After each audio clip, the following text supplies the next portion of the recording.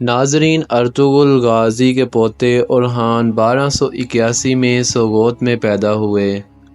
ان کے والد کا نام عثمان غازی اور والدہ کا نام مالہن خاتون تھا۔ ناظرین، مالہن خاتون عمر بے کی بیٹی تھیں، جن کے قبیلے نے بعد میں کائی قبیلے کے ساتھ اپنا الحاق کر لیا۔ ناظرین، اورحان غازی ایک مہربان، معاف کرنے والا، مذہبی اور منصف مزاج حکمران تھا۔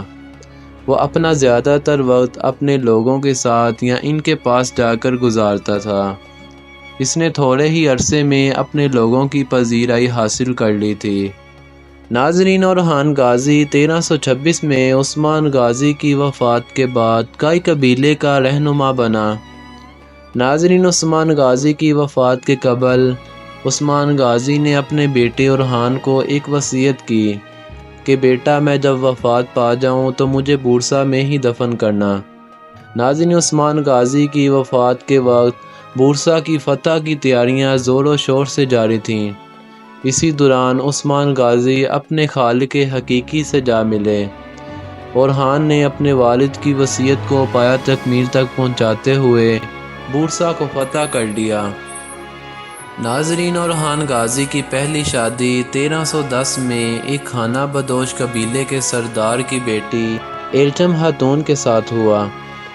ناظرین، اورحان غازی کی دوسری شادی 1346 میں بازنطینی شہنشاہ کونتاکوزینس دوم کی بیٹی تھیوڈورا سے ہوئی۔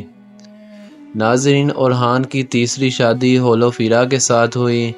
اورحان غازی سے شادی کے بعد اس نے اسلام قبول کر لیا اور اس کا نام نیلوفیرا خاتون رکھ دیا گیا۔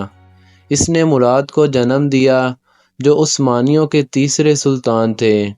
ناظرین، اورحان غازی نے بازنطینی شہنشاہ اندرونیکوس کو شکست دی اور نیکیا اور ازنک سمیت ایشیا کے بڑے بڑے حصوں کو فتح کر لیا۔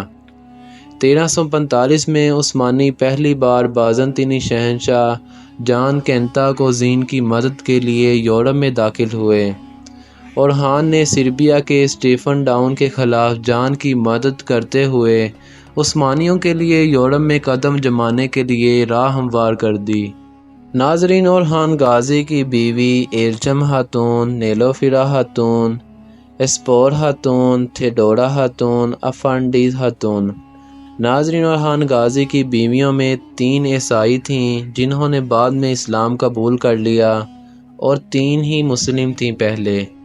ناظرین، اورحان غازی کے بیٹے سلیمان پاشا، مراد، ابراہیم، خلیل، قاسم، علی۔ ناظرین، کل ملا کر ان کی اولاد 15 تھیں۔